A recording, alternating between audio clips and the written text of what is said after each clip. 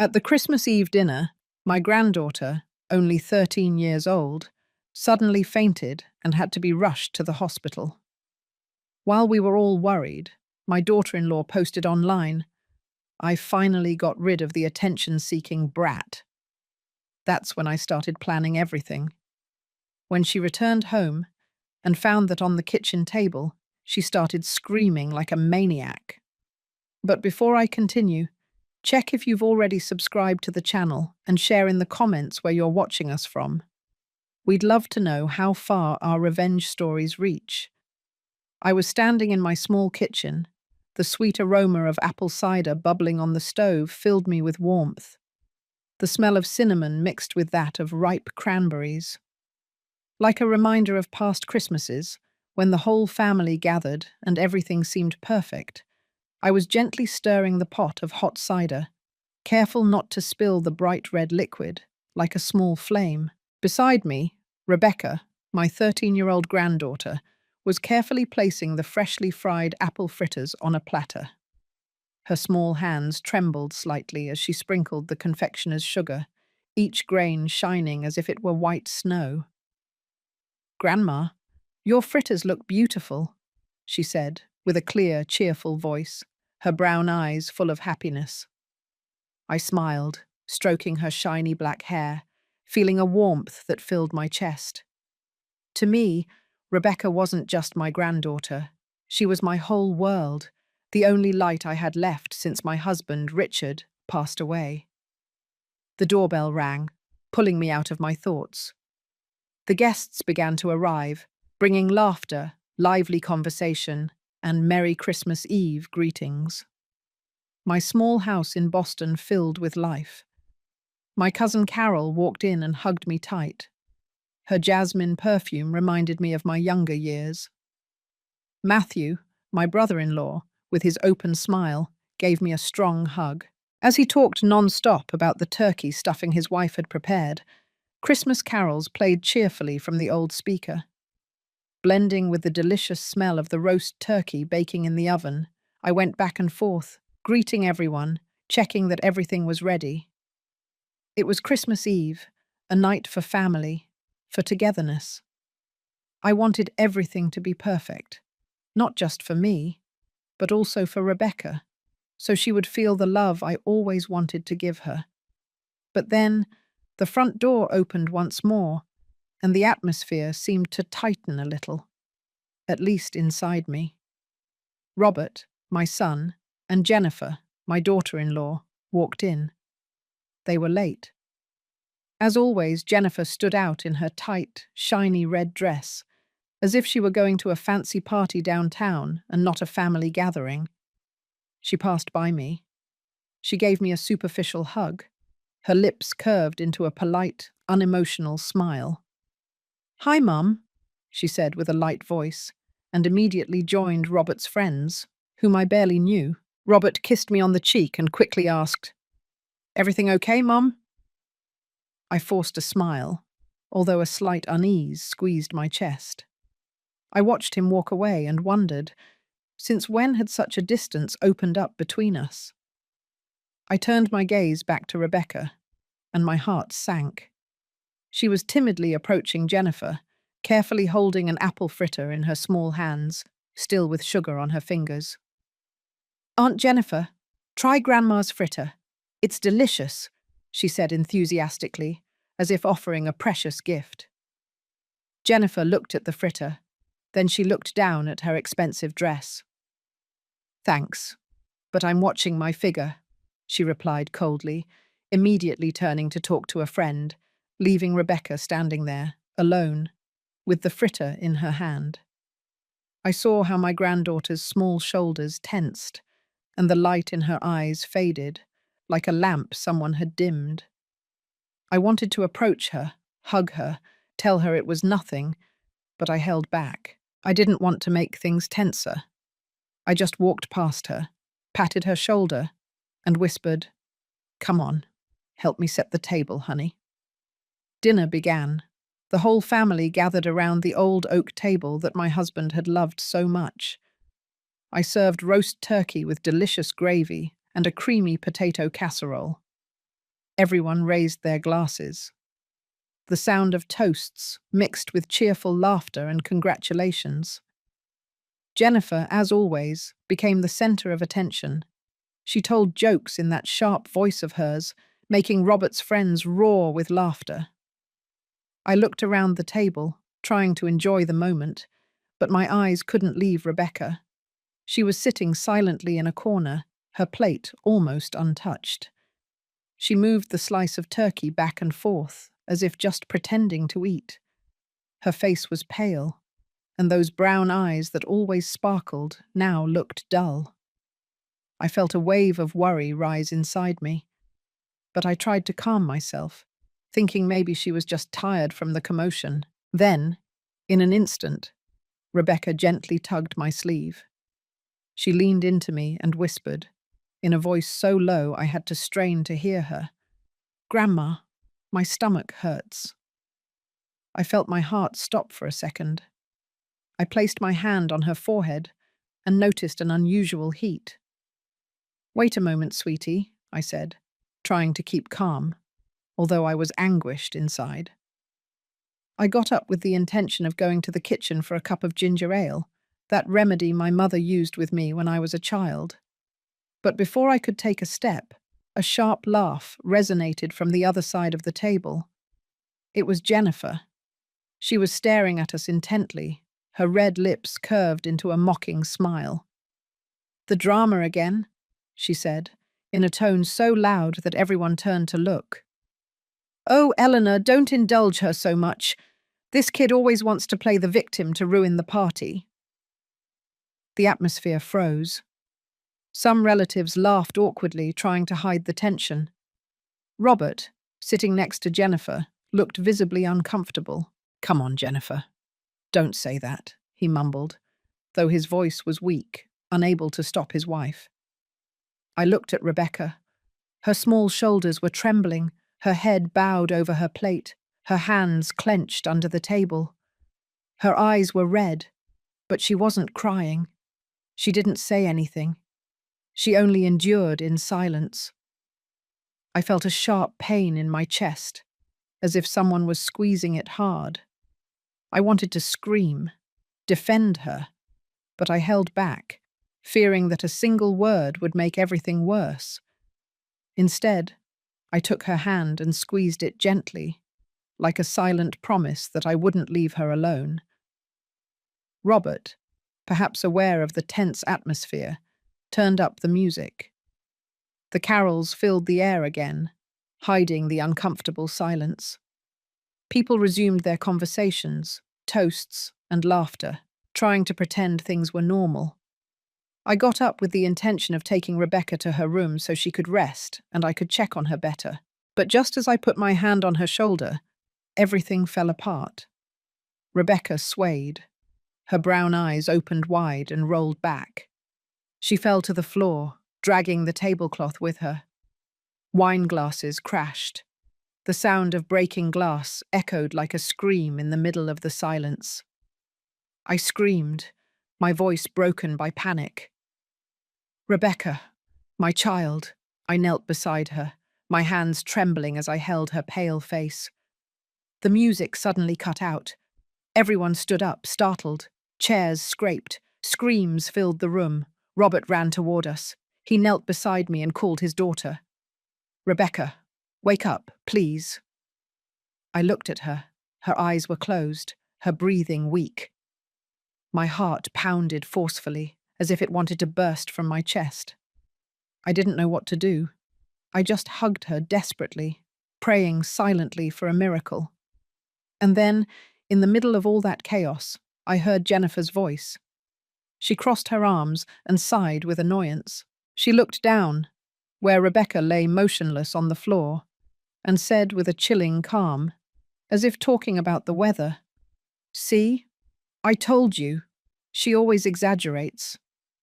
Those words were like a direct stab to my heart. I looked up, meeting her cold, empty eyes, feeling the whole world collapsing around me. My son-in-law Matthew, who always kept calm in difficult times, quickly pulled out his phone and called 911. "The ambulance is coming, Eleanor," he said with a firm but serene voice, becoming a steady point in the middle of the storm. I heard the siren in the distance, and every second felt eternal.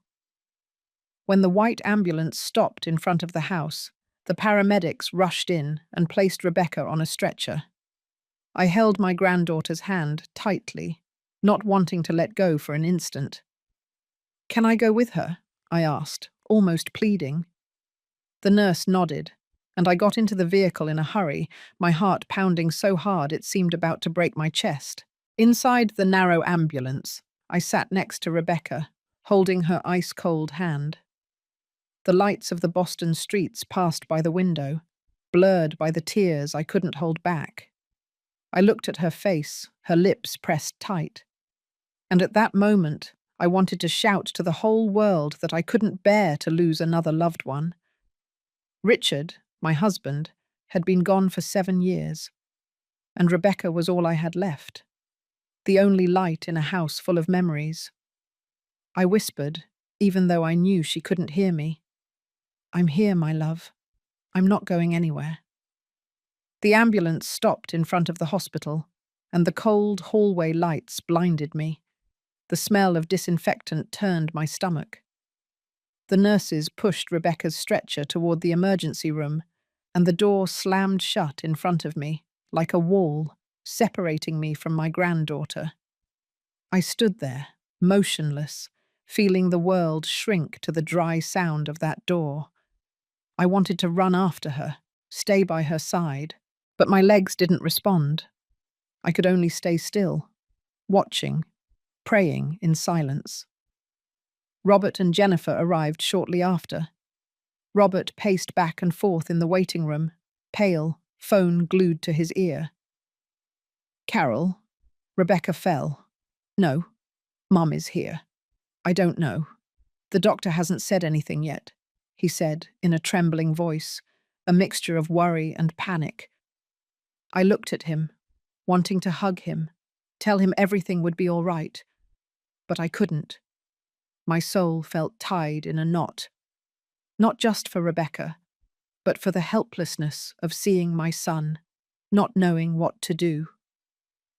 Jennifer, on the other hand, sat in a plastic chair, crossed her legs, and tapped the floor with her heel, annoyed. She took out her phone, checked her makeup, and muttered in frustration, "The whole Christmas Eve night ruined. I told you she was just faking it."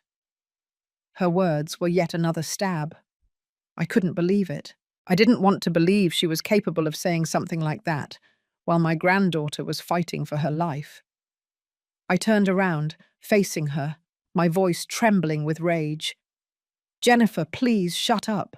My granddaughter is in there." She smiled disdainfully, her eyes cold as ice. "Your granddaughter is also a burden on my husband, Robert." Robert, exhausted, intervened. "Jennifer, that's enough." But his voice was weak, without the strength to stop her. I turned away, avoiding her gaze, fearing that if I looked at her for one more second, I would say something I would later regret. Time passed slowly in the waiting room. Every tick-tock of the wall clock was like a hammer blow to my head. I sat, clasping my hands tightly, trying to keep calm. The image of Rebecca collapsing to the floor repeated over and over in my mind, every detail, like a slow-motion movie. I blamed myself. I should have realized sooner. I should have taken her to the hospital as soon as she said her stomach hurt. I looked around. The cold plastic chairs, the completely white walls. And suddenly the loneliness hit me hard. I had already lost Richard. I had already lost those days when the family was complete. And now I couldn't bear the thought of losing Rebecca too. Then the emergency room door opened. A young doctor, his white coat stained with sweat, came out and called loudly, "Rebecca Navarro's family?" Robert and I stood up immediately, almost running toward him. The doctor looked at us with a calm but grave voice. "She has acute appendicitis. It was about to burst. We need to operate immediately. Luckily, you brought her in time, a little later, and her life would have been in danger." His words were like a slap. I felt my legs give way. I had to lean on the wall to keep from falling. Robert dropped into a chair, covering his face with his hands, his voice broken. "It was my fault. I should have listened to her." I looked at Jennifer, hoping to see some regret, some worry, but she was just there, arms crossed, without saying a word, staring fixedly at the floor. The nurses wheeled Rebecca out on a stretcher to take her to the operating room. She had regained a little consciousness. Her tired eyes barely opened. "Grandma," she whispered weakly. I ran after her. I took her hand. That small hand, now as cold as ice. "I'm here, honey," I murmured, trying to smile even though tears blurred my vision. "Everything is going to be all right." I squeezed her hand tightly, as if by doing so I could keep her with me forever. The operating room door closed. I stayed there, motionless, watching her figure disappear behind the opaque glass. Robert went to handle the hospital paperwork, leaving me alone with Jennifer in the waiting room. She stood up and said in an annoyed voice, "I need to go outside for some air." I didn't answer. I just nodded, grateful that she was leaving. I stayed alone in that row of cold chairs, listening to footsteps, nurses' whispers. I took out my phone, thinking of texting Carol to tell her what had happened, but a social media notification popped up. I opened the app and my heart stopped. The most recent post at the top was from Jennifer. It was a selfie, her radiant smile. Behind her, the Christmas tree shining in my house. Beneath it, the sentence, "Finally got rid of the dramatic brat. Happy, peaceful Christmas Eve, everyone." I stared at the screen, feeling the world collapse. The noise of the hospital, the footsteps, the voices. Everything disappeared. Only Jennifer's mocking face remained, and those cruel words, like fire burning my mind. Sitting in the cold plastic chair in the waiting room, the light from the phone illuminated my face. It was as icy as the fluorescent lights above my head. I stared at Jennifer's post. I read it over and over, hoping I had seen wrong, that it was a nightmare. But no, every word was clear, cold and ruthless. Rebecca, my granddaughter, who at that moment was fighting between life and death in the operating room, had been called the dramatic brat by her own stepmother. I felt an unbearable weight on my chest, as if a huge stone was crushing my heart and preventing me from breathing. My hands were trembling as I slid down to the comments section. The lines appeared one after another, and every sentence was like a hammer hitting my mind. A friend of Jennifer's, a woman named Valerie, wrote, "Yeah, finally, peace. Let's break out the wine to celebrate, friend." Another person, perhaps her cousin, added, "I knew it. She only knows how to play the victim. Enjoy Christmas night, honey." Thousands of laughing emojis and likes appeared, like an invisible crowd laughing at my granddaughter's pain. No one, not a single friend or relative of Jennifer's, asked about Rebecca's condition. Not a question, not a hint of worry, only indifference and a cruelty disguised as fake smiles on social media. I felt a shiver run down my spine. Not from the hospital's cold, but from the hard truth that the people around Jennifer didn't consider Rebecca part of their family. The trembling in my body suddenly stopped. A different kind of coldness, not that of pain, but of determination, spread throughout my being. I took a deep breath, trying to calm myself. I couldn't let emotions dominate me. Not now. I pressed the screenshot button, over and over, carefully saving Jennifer's entire post, every comment, every reaction. I opened my email and sent all those images to myself, with the subject line, evidence. Every time I pressed send, I felt like I was building a protective wall for Rebecca, even if it was just in my mind. I didn't know yet what I would do with that evidence, but I was clear that I wouldn't let this cruelty pass in silence. Robert returned with 2 paper cups of coffee, the smooth aroma mixed with the cold air of the waiting room. He looked at me, frowning, and asked worriedly, "Mum, what's wrong? What did the doctor say?" I didn't answer immediately. I just handed him the phone, with Jennifer's post still on the screen. I watched his face. Every small change. First it was confusion, then his eyes widened in disbelief. Finally his face turned red, a mixture of shame and rage. "It can't be," he murmured in a trembling voice. "She can't have done that." But he knew. Deep down, he understood it was true. Robert squeezed the phone hard, as if he wanted to destroy it. He got up and rushed out of the room. I heard his voice in the hallway, furious but contained. "Jennifer, what the hell are you doing?" I stayed seated, without following him, not wanting to hear more. I knew that conversation would lead nowhere. Minutes later, Robert returned alone. With a defeated expression, he sat down next to me, avoiding looking me in the eyes. "She said it was just a joke," he murmured. "Her friends always joke like that." I looked at my son, the boy I raised and loved for so many years, and I felt a distance impossible to bridge. He didn't dare face the truth, nor defend his own daughter. Robert's weakness, more than Jennifer's post, was what truly broke my heart. I didn't argue. I just nodded and took the phone from his hands. At that moment, I understood something with absolute clarity. Robert would never be fully on Rebecca's side. He was too weak with Jennifer, too easily manipulated. From now on, I would have to act on my own. I would be the one to protect Rebecca, just as I promised Richard before he left.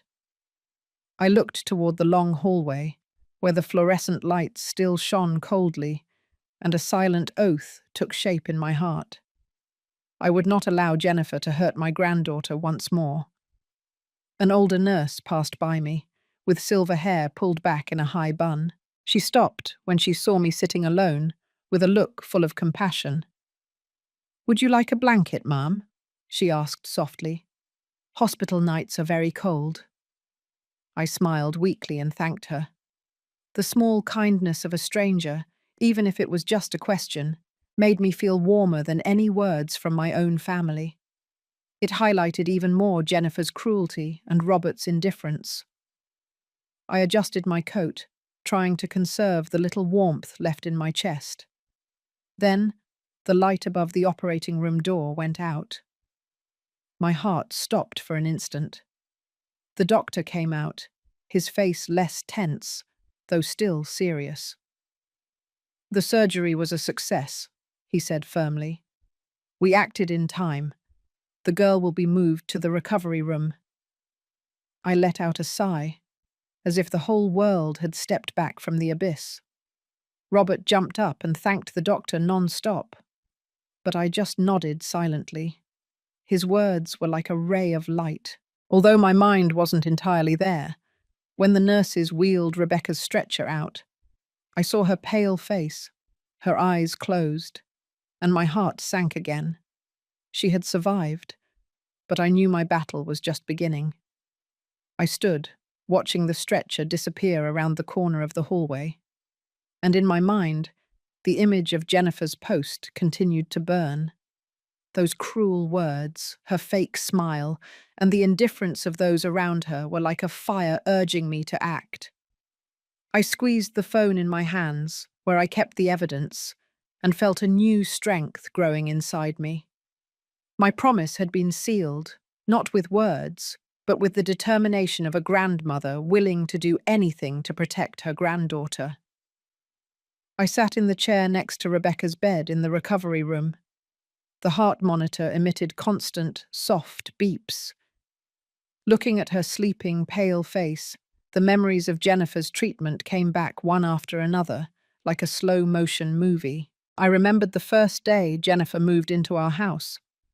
Rebecca, who was only 10 years old then, spent the whole afternoon in her room, drawing carefully on a piece of coloured paper.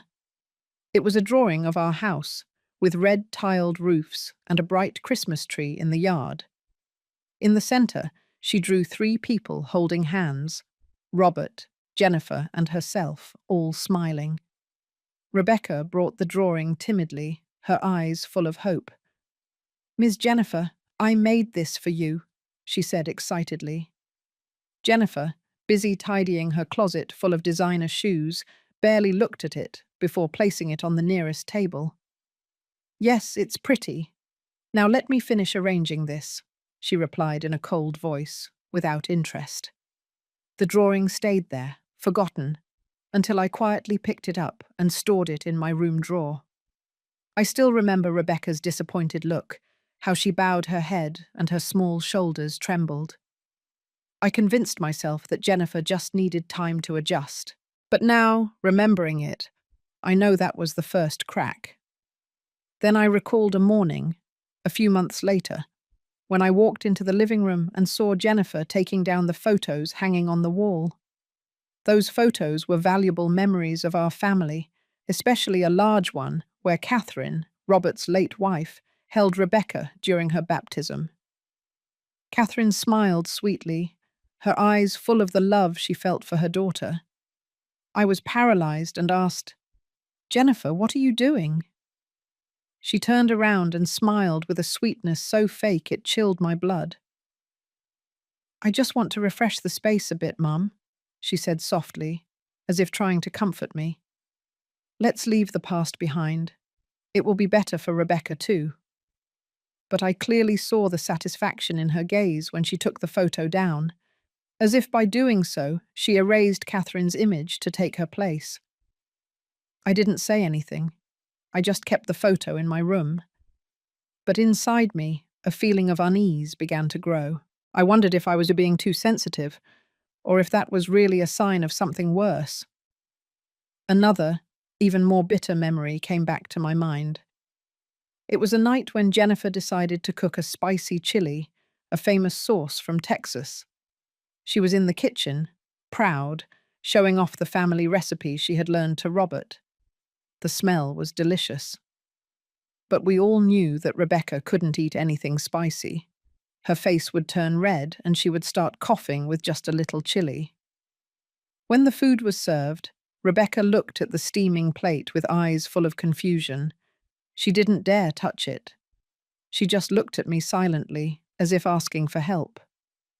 I quickly went to the kitchen and prepared a bowl of macaroni and cheese for her to eat, her favorite food. When I brought it to her, Jennifer saw it and said to Robert, in a soft voice but full of mockery, "Look, your daughter only enjoys simple things. I spent all afternoon making this." Robert smiled awkwardly, without saying anything, and I felt my heart squeeze. I wanted to shout that the child wasn't picky, that she was just a little girl who needed affection. But I stayed quiet, like so many times before, to maintain the peace. Then I remembered the day Rebecca won first place in the school's fall festival drawing contest. She ran home clutching her blue ribbon and a bookstore gift card, her face beaming like the sun. "Grandma, I won!" she shouted, showing me the ribbon. Robert, who was rarely home, congratulated her and hugged her proudly. But Jennifer, sitting in a corner painting her nails, just looked at her and said, "I bet everyone else drew really badly." Her tone was soft, like a casual comment, but I saw Rebecca's smile suddenly disappear. She bowed her head, and the ribbon in her hands lost all its shine.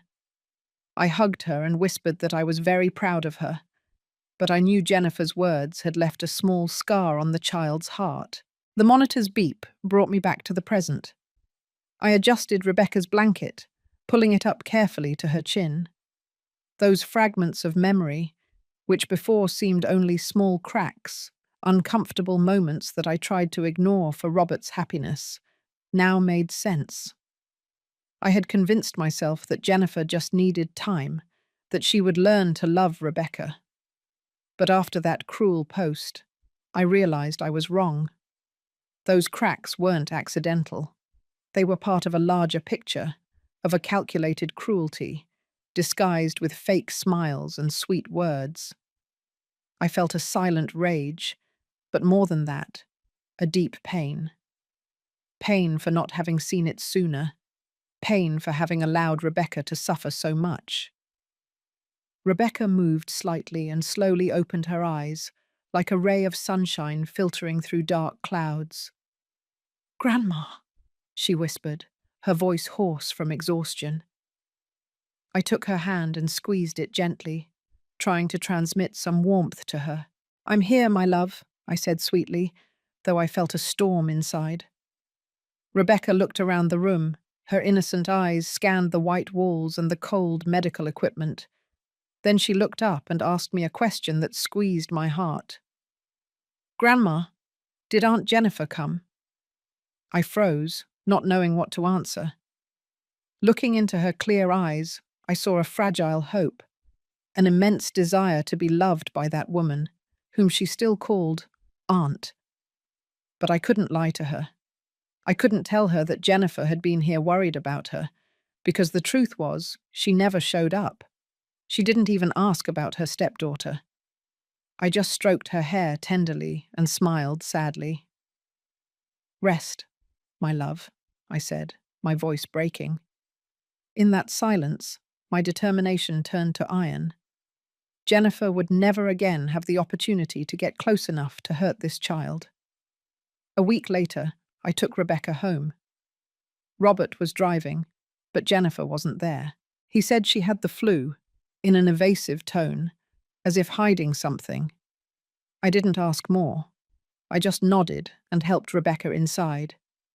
The house still held the cold air of that interrupted party. I had already cleaned up the remnants of the broken glasses, but the feeling of emptiness was still there, like a hidden ghost in every corner. I looked around and saw the Christmas tree still standing in the corner of the living room, the twinkling lights only making my chest feel heavier. Robert accompanied Rebecca to her room, carefully helping her lie down. He stayed for a moment. He asked, "How are you feeling? Do you need anything?" But his eyes kept looking at the watch on his wrist, as if counting the seconds to leave. Before going out, he put a wad of bills in my hand and said hurriedly, "Mum, buy the child vitamins. Jennifer and I are going to Palm Springs for a few days, so she can clear her head." I looked at the money without saying anything. I just nodded. His words had no warmth. They sounded like a soulless duty fulfilled. I put the money in my pocket, but a deep disappointment arose within me. My son, whom I raised with all my love, now seemed only to want to run away from his responsibilities. The following days, the house became strangely silent. It was just Rebecca and me, the two of us together in calm. I prepared chicken noodle soup for her favorite dish since she was a child. The aroma of the broth, mixed with cilantro and lemon, made her smile, although her smile was still weak. I sat by her bed and read her stories from the old book that Richard used to read to Robert when he was little. We watched classic movies on the old television, and Rebecca's laughter filled the room when the protagonist did something clumsy. The absence of Robert and Jennifer, even if temporary, made the house seem to breathe again. I felt a peace I hadn't felt in a long time, but deep down I knew it was only the calm before the storm. When Rebecca was better and could move around the house alone, I decided to go out for some fresh air. I walked to the bakery, Inez's Sweetheart Bakery, my best friend since my youth. The smell of freshly baked bread and toasted coffee welcomed me as soon as I crossed the door. Inez, with her silver hair pulled back in a high bun and her warm smile, saw me and waved her hand. "Eleanor, come," she called. Taking me to the small office behind the counter, she poured me a cup of hot latte, whose soft aroma enveloped me like a hug. In front of me, she placed a warm, golden croissant. "Eat, you look tired," she said, with a look full of affection. I told Inez everything. From the terrifying Christmas night to Jennifer's cruel post. She listened in silence, sometimes shaking her head or clucking her tongue, her kind eyes full of understanding. When I mentioned Jennifer's attitude, Inez sighed. I never liked that girl since the first time Robert brought her here. Her eyes looked at everything as if she were putting a price on it, not an ounce of affection. Her words touched a deep part of my heart, where I had tried to bury my own doubts about Jennifer. We stayed silent for a while, looking out the window at the neighbors passing by with bags full to start the day. The everyday calm of Boston made me feel relieved, if only for a moment. Suddenly, Inez turned to me, her eyes sparkling, as if she had just remembered something important. "Eleanor," she said slowly, thoughtfully, "I remember the day your husband, Mr. Richard, made his will. He was very worried about little Rebecca's future. I think the house, he left it to her, didn't he?" Inez's question was like a lightning bolt directly to my mind. I froze, feeling time stop. Memories of Richard flooded me, clear and vivid. I remembered that day, when he sat at the dining room table, took my hand firmly and said in a firm but serene voice, "I want to make sure that no matter what happens, our Rebecca always has a home. You will take care of that for me, Eleanor." At that moment, it was just a promise between spouses.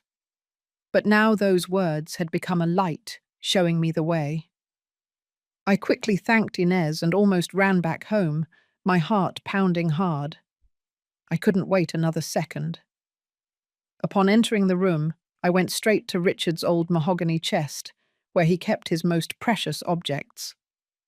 I opened the lid, and a smell of mothballs and old paper enveloped me, bringing with it all the memories of the man I loved all my life. Inside was his favorite clothing, still with a faint scent of him. There was also our yellowed wedding photo album, and the letters he wrote me when we were young, with crooked handwriting full of love. I carefully took them out, placing them aside, my hands trembling, as if touching something sacred. At the bottom of the chest, under a faded linen cloth, I found a wad of documents tied with a blue ribbon. I opened it, trembling, my breath catching. The first line on the thick sheet, sealed with a red stamp, jumped out at me. "Last Will and Testament of Richard Navarro." I quickly flipped through the pages, my heart pounding in my chest, and then I saw it, clear as day. "The entire house located at this address shall be inherited by my only granddaughter, Rebecca Navarro. My wife, Eleanor Navarro, shall be the guardian and administrator of said property until my granddaughter reaches the age of 18 years. I squeezed the paper hard, feeling its weight in my hands. It wasn't just a document. It was Richard's voice from beyond the grave, reminding me that he had always put Rebecca above everything else. I remember not being able to sleep for a minute. I sat in the usual kitchen, the place that was once filled with Richard's laughter and those warm family nights. On the table, a copy of Richard's will lay neatly next to a cup of chamomile tea that had long since grown cold. I read every clause, every line, over and over, as if I wanted to etch them into my mind. The next morning, when the first rays of dawn filtered between the red roofs of Boston, I picked up the phone and called attorney Ernest Vega. He was an old college friend of Richard's, a respected lawyer with a strong voice and a kind smile. "Eleanor, it's been a long time," he said when he answered, with the same energy as when we were young. And Richard used to invite him home for barbecue and to discuss football. I went straight to the point and scheduled an appointment for the afternoon. "I need to talk about Richard's will," I said, trying to keep calm even though my heart was pounding hard. He agreed immediately. and I sensed a seriousness in his tone that confirmed he knew this wasn't just any visit. Before leaving the house, I checked everything carefully. I placed the copy of the will inside an old leather briefcase that Richard used for his documents when he worked at the bank. I also printed the screenshot of Jennifer's post, along with the cruel comments from her friends. Seeing the words, "Finally got rid of the drama queen," clearly printed on the paper, I felt a cold fury ignite inside me. I put the printouts in a separate envelope. I sealed it tightly, as if signing a declaration of war. Before crossing the door, I stopped in front of Rebecca's room. She was sleeping peacefully, her face serene. The blanket I had put on her last night still covered her small shoulders. I kissed her on the forehead and whispered, "I'm going to protect you, my love." Then I left, determination etched on my soul. Attorney Vega's office was downtown in Boston, in an old building with wrought iron balconies and delicate ornaments. Upon entering, I was enveloped by the aroma of old paper and leather, a mixture that gave me a strange sense of calm. The shelves reached the ceiling, packed with thick law books, like silent guardians of justice. Ernest greeted me with a firm handshake, the same kind smile as always. "Sit down, Eleanor," he said, as he prepared me a glass of iced tea, knowing I always liked it. The citrus aroma relieved my tension a little, if only for an instant. I began to speak, my voice calm but firm. I told him about Christmas night, the moment Rebecca collapsed, the agonizing hours in the hospital, and finally Jennifer's cruel post. Ernest listened without interrupting me, his eyes full of empathy. When I finished, I placed the briefcase on the table and took out the copy of the will. "This is what Richard left," I said, pushing the document toward him. Ernest nodded, his voice grave. "I remember this will very well, Eleanor. Richard's will was very clear." Then I took out the envelope with the printouts and gently slid it toward him. "And this is why I must fulfill his will." Ernest put on his glasses and carefully examined each photo. His kind face gradually turned serious, his eyebrows furrowed. When he read the lines written by Jennifer, I saw his hand pause, as if he couldn't believe what he was seeing. He put down the papers. He took off his glasses and looked at me, his eyes full of indignation. "I can't believe it," he said, his voice deep but sharp. "That girl is cruel. Eleanor, how can someone be so heartless?" I didn't answer. I just nodded, feeling a small comfort in knowing I wasn't alone in my outrage. Ernest stood up, walked to the shelf, and pulled out a thick law book. He flipped through a few pages, moving his fingers with agility, as if he had done this thousands of times. Then he turned around. He looked at me directly and said in a firm voice, "Eleanor, you have every right. As the legal guardian of the property owner, you have the authority to demand that anyone whose name does not appear on the property documents and who does not have your consent vacate the premises. Robert is your son. But Jennifer, she has no legal tie to this property." His words were like a gust of wind that dispelled the last doubts I had. I felt a new strength, as if Richard were beside me, giving me courage. He explained the steps to follow. Draft a formal legal document demanding that Jennifer leave within a period of 30 days. As established by law, if she didn't comply, we could begin eviction proceedings. Then he looked at me with a serious but understanding expression. "Are you sure you want to do this, Eleanor? It won't be easy. The family will be affected." He left the phrase hanging in the air, but I understood what he meant. I knew this decision could put a new distance between my son and me, but I no longer had another option. I looked out the window and saw the colourful roofs of Boston spreading out under the afternoon light, the narrow streets, the yellow and red walls. Everything was part of my life, of my family. I thought of my granddaughter's face, her innocent question, "Will Aunt Jennifer come?" and I felt my heart tighten. I looked Ernest in the eyes and said without hesitation, "I'm more sure than ever. Ernest, help me draft that document. Justice for my granddaughter cannot wait any longer." Ernest nodded, and a slight smile appeared on his face. "All right, Eleanor," he said. "Richard would be proud of you." A week had passed since the meeting with Attorney Vega, but time seemed to stretch endlessly. My granddaughter's life and mine returned to a certain calm, at least in appearance. I helped Rebecca with her homework, teaching her how to solve the problems that were still difficult for her.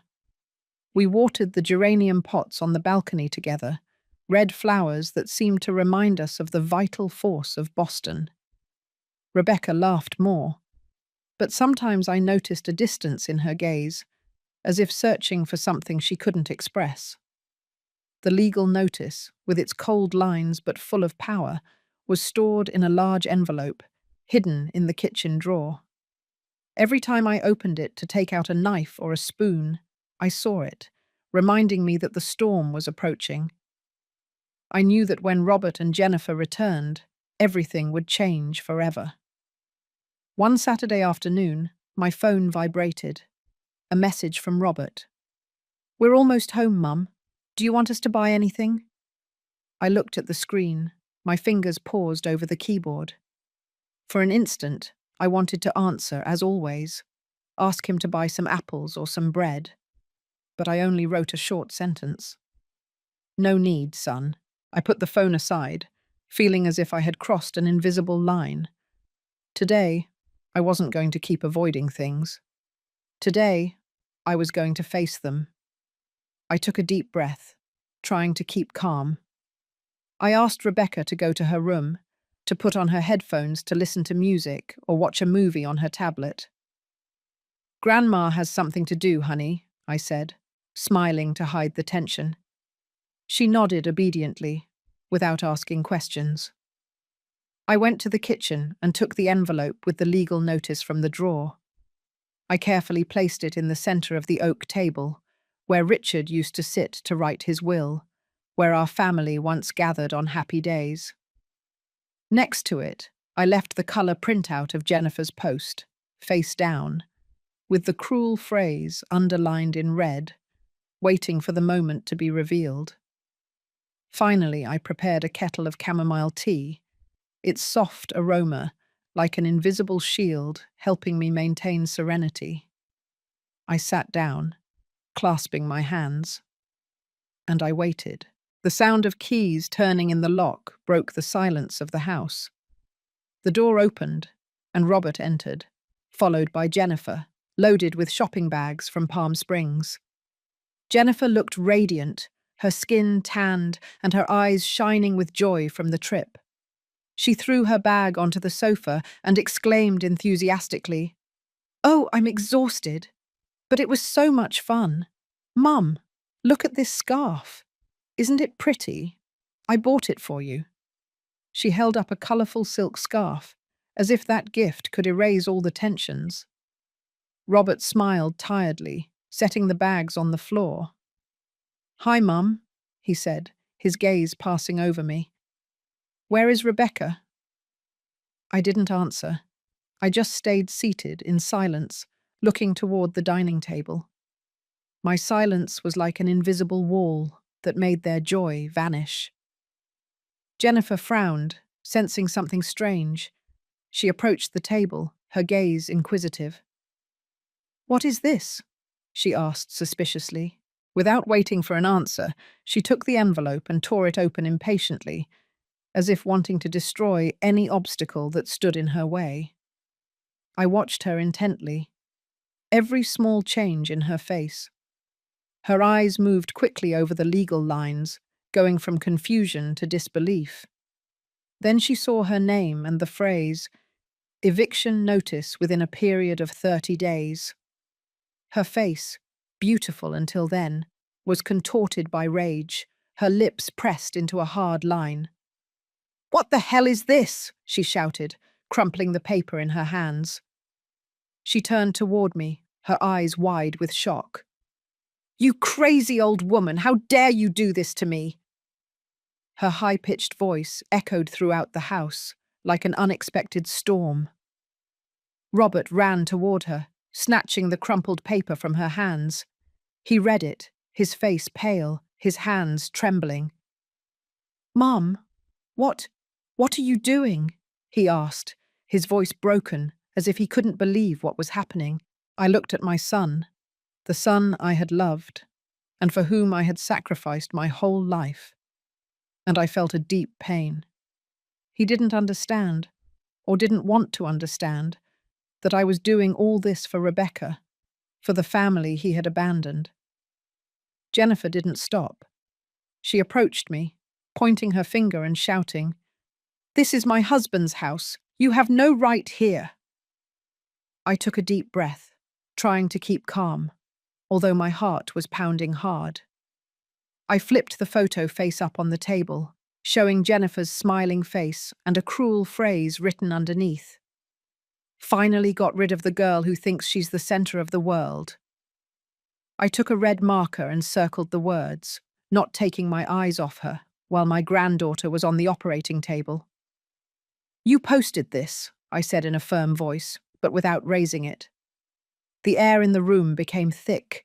Jennifer looked at the photo, her eyes wide open, not with regret, but at being unmasked. She opened her mouth, wanting to say something, but no words came out. Robert was still there, the crumpled paper in his hand, his gaze wavering between his wife and me. I stood up and looked her straight in the eyes. "And you are wrong, Jennifer," I said coldly, though with all the strength I had left. "This is not your husband's house. It is Rebecca's house, according to her grandfather's will, and you have 30 days to leave." Jennifer threw the paper to the floor. Her scream echoed throughout the silent house. "I'm not going anywhere. We'll see about that." She turned and ran out of the room, slamming the bedroom door shut. Robert stood motionless, unable to speak, his face full of pain and confusion. I looked at him. I wanted to say something to comfort him, but I couldn't. The door of war had been flung wide open, and I knew there was no turning back. For the first 3 days after the confrontation with Jennifer and Robert, my house became a silent battlefield. Jennifer locked herself in her room, only coming out when Rebecca and I weren't in the living room. The faint, tense, and uncomfortable sound of her footsteps was a constant reminder that peace was only an illusion. Robert tried to talk to me, but his words led nowhere.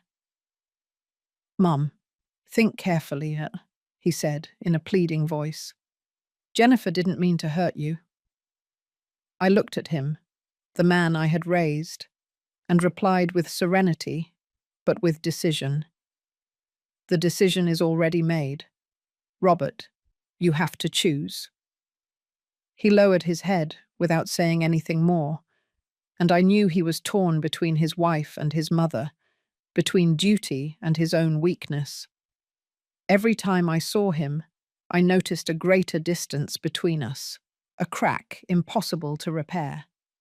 On the 4th day, the real storm erupted, not inside my house, but on social media. The one who cast the first stone was Mrs. Martin, Jennifer's mother. She posted a photo of her daughter sitting on the sofa, her eyes red and her hands covering her face, as if she had just cried. The photo was accompanied by a long, emotional but calculated text.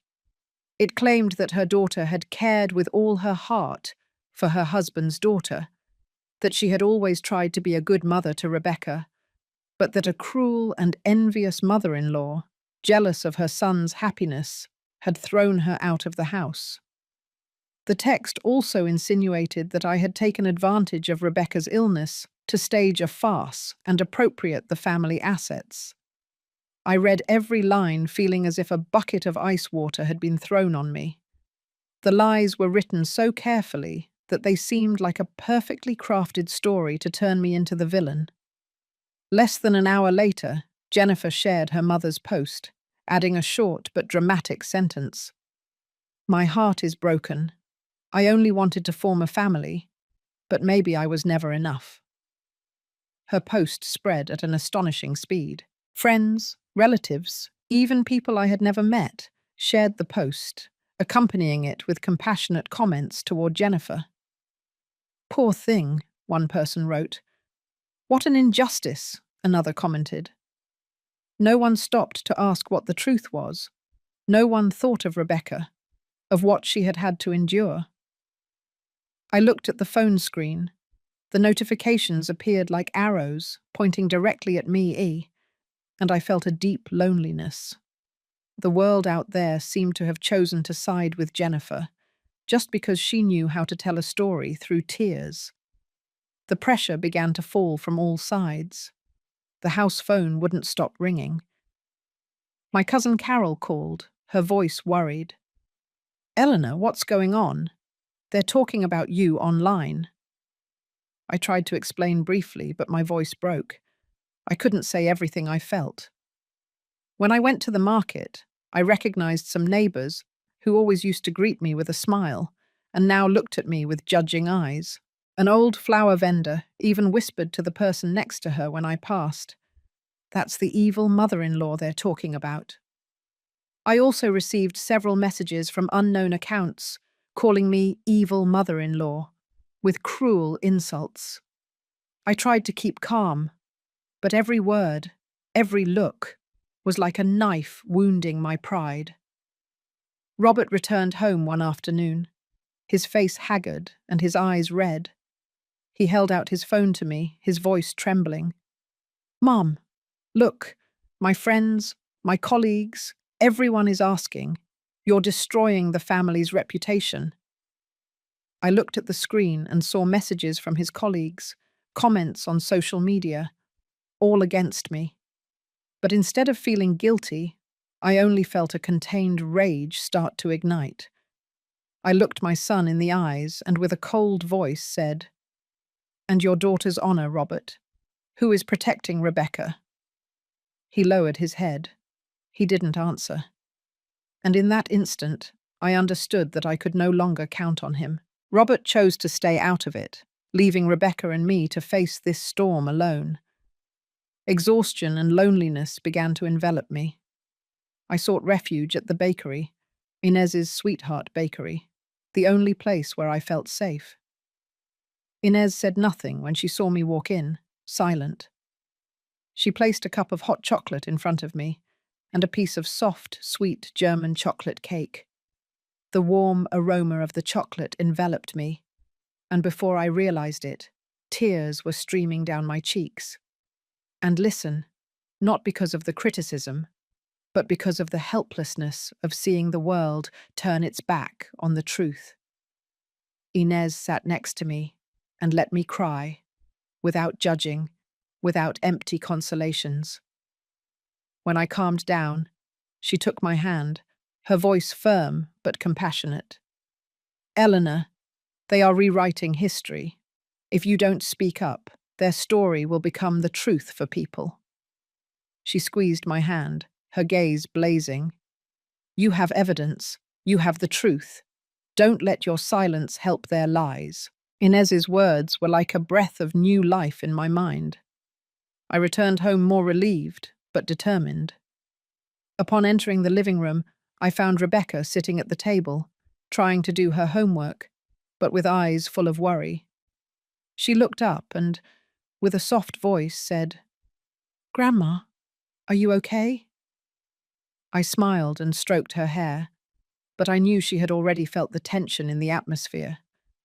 I can't let her live with this fear any longer.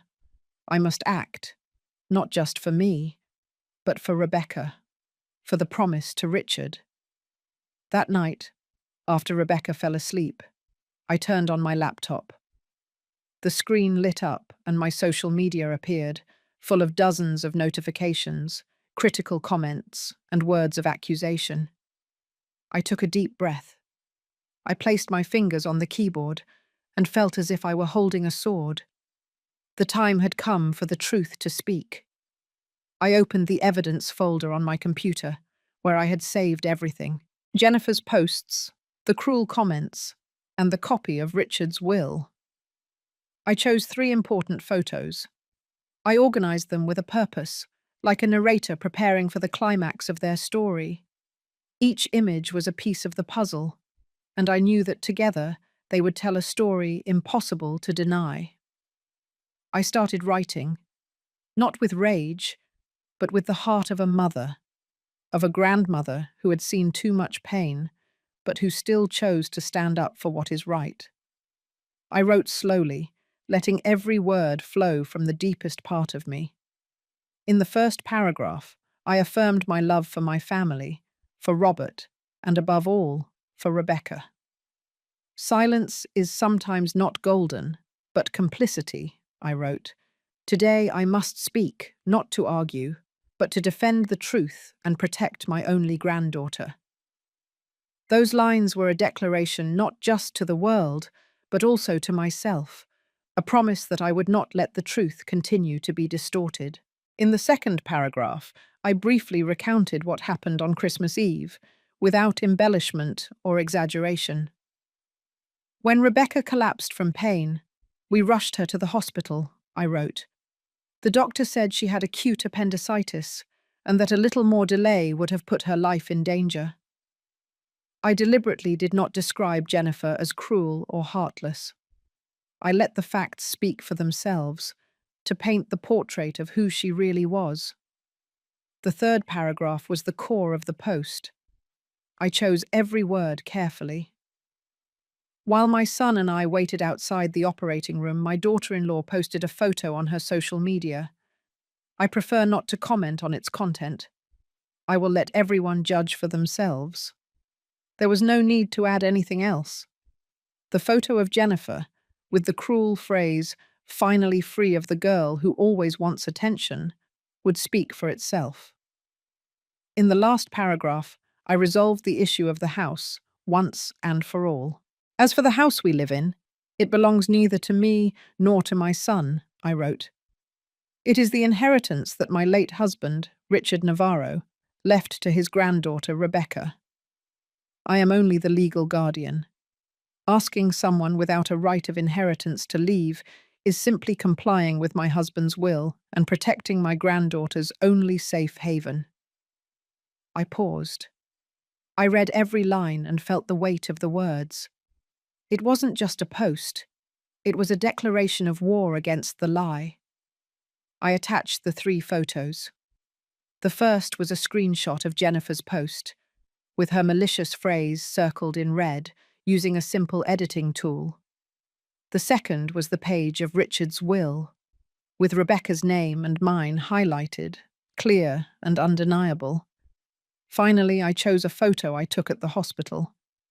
It wasn't the moment Rebecca lay motionless in bed, but when she was trying to sit up, with the IV still connected.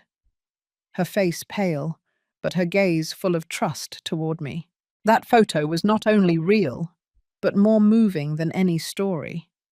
It was the most vivid proof of my granddaughter's love and strength. I read the text one last time, checking every sentence, every period. Then I tagged Jennifer and her mother, Mrs. Martin, to make sure they and their friends saw it. I didn't do it for revenge, but so that the truth would come to light. With a deep breath, I pressed the post button. The computer screen flashed, and my post officially appeared on social media. I closed the laptop. I stood up and went to sleep. I didn't want to see the reactions right away. I knew the truth needed time to spread, and I had already done what I needed to do. The next morning, when I turned on my phone, it almost froze from the number of notifications. My post had thousands of shares and hundreds of comments. I started reading, my heart pounding hard. But not from fear, but from a sense of relief. The comments section wasn't a fight as I had feared. On the contrary, it was overwhelming agreement. People expressed their outrage at Jennifer's actions and their support for Rebecca and me. "How awful! How can anyone be so heartless?" one person wrote. "Aunt Eleanor, we are always with you," a distant relative publicly commented. A former neighbour, whom I hadn't seen in a long time, wrote, "I always knew Miss Eleanor was a strong and loving woman to her family. Rebecca is very lucky to have her." Those words, although simple, were like drops of fresh water that calmed my wounded heart. Jennifer's and Mrs. Martin's posts were now filled with critical comments. "You should be ashamed for lying," someone wrote. "Rebecca is just a child. How could you treat her like that?" another person added. I received a message from Carol. Her voice sounded excited on the phone. "Eleanor, the whole town is talking about your post. Everyone is on your and Rebecca's side." I smiled, but deep down I didn't feel victorious. I only felt relief, as if an invisible weight had been lifted from my shoulders. That afternoon, I received a notification that Jennifer had deleted her post and closed her social media accounts. Mrs. Martin also fell silent, without saying a word. The online battle didn't end with shouts or arguments. It ended with the truth exposed. With my voice, quiet but firm. The 20 remaining days of the 30-day deadline passed in a dense silence, as if the whole house was holding its breath. Jennifer and Robert hardly left their room. They only peeked out occasionally, like shadows sliding down the hallway. When they talked, they were soft arguments behind closed doors, tense whispers that I decided to ignore. I heard the sound of cardboard folding, of duct tape sealing boxes, and of furniture dragging across the hardwood floor. I spent the time with Rebecca, trying to maintain a peaceful space for her amidst so much tension. We made apple fritters together, her favourite dessert, although her small hands were still clumsy at sprinkling the sugar. I told her stories about her grandfather Richard, about the times he used to take me for walks through the brick streets of Boston, pointing out every house and telling me who lived there. Rebecca listened with sparkling eyes, and I knew those stories weren't just memories, but a way to remind her that she is loved, that she has an inheritance no one can take away from her. On the 30th day, a moving van stopped in front of my house. The hoarse noise of the engine broke the morning silence. 2 men silently got out and started taking cardboard boxes from the house to the vehicle. Jennifer was the first to appear, her face hidden behind large sunglasses. Her usual red dress now seemed out of place among the grey boxes. She walked directly to the moving van, without looking at me once, without saying a word. I was in the doorway, arms crossed, feeling like I was seeing off a nightmare. But inside me, there was no satisfaction, only a calm coldness, like when a wound finally stops bleeding. Robert came out last. He stopped in front of me with an old suitcase in his hand. His eyes were red and his face haggard. He seemed to have aged 10 years in a few weeks. "Mom," he began, his voice hoarse, as if every word cost him effort. I'm sorry." I looked into the eyes of my son, the child I had brought into the world, whom I had raised with all my love, and I saw in them a sincere regret, but also a deep helplessness. I wanted to hug him, tell him everything would be all right, like I did when he was a child and fell down, but I couldn't. Not this time. I took a deep breath, keeping my voice firm but serene. "Your apology is not for me, Robert," I said, without looking away. "It's for your daughter. The only thing you should do now is visit her more often. Show her you're a father." He nodded, his lips pressed tight, holding back tears. Then he turned around and walked out of the house, the suitcase dragging across the yard with a dry sound. When the door closed, the click of the lock didn't sound like an end, but like a beginning. I stood there, feeling the air inside the house become lighter, as if a breeze had passed, carrying away the dark clouds. I walked into the living room, where the afternoon light of Boston streamed through the window. staining the room with a warm, golden hue. Rebecca was sitting on the windowsill, her drawing notebook open on her lap. But she wasn't drawing. She was just looking at the colourful roofs outside, with a gaze as clear as the sky after the rain. I approached. I sat next to her and watched her in silence. "The house is very quiet, Grandma," she said, with a soft smile. Her voice, though small, sounded like a tender melody caressing my heart. I stroked her black hair, breathed in her familiar scent, and whispered, "Yes, my love. This house is finally truly ours." I hugged Rebecca's small shoulders, feeling her warmth in my arms. I looked at the sunset, the roofs shining under the last rays of the sun, and I knew the scars were still there, in me, in Rebecca, and perhaps also in Robert. But we had survived. Justice had been served, not with swords or screams, but with the strength of truth and unconditional love. This house, Richard's legacy, was now Rebecca's safe haven, and I would do everything possible to keep it that way. In the following days, Rebecca and I began to rebuild our simple routines. We cooked dinners, tended the small garden, and I taught her how to prepare the cider that Richard loved so much. Every afternoon we sat on the windowsill to watch Boston immerse itself in the sunset, and I told her stories about her grandfather, about the dreams he had left in this house. Rebecca listened, her eyes shining, and I knew she was learning to heal, little by little. I don't know if Robert will ever be the father Rebecca needs. I don't know if Jennifer will ever look back and recognize her mistakes. But I know one thing for certain. In this house, from now on, there will only be space for peace. The story you just heard has changed names and places to protect the identity of the people involved. We tell it not to judge, but with the hope that someone will listen and stop to reflect. How many mothers suffer in silence within their own home? I truly ask myself, if you were in my place, what would you do? Would you choose to remain silent to keep the peace? Or would you dare to face everything to reclaim your voice? I want to know your opinion, because every story can be a candle that illuminates the path for others. God always blesses, and I am sure that courage will lead us to better days. For now, on the final screen, I will leave two of the channel's most beloved stories. I am sure they will surprise you. Thank you for staying with me until this moment.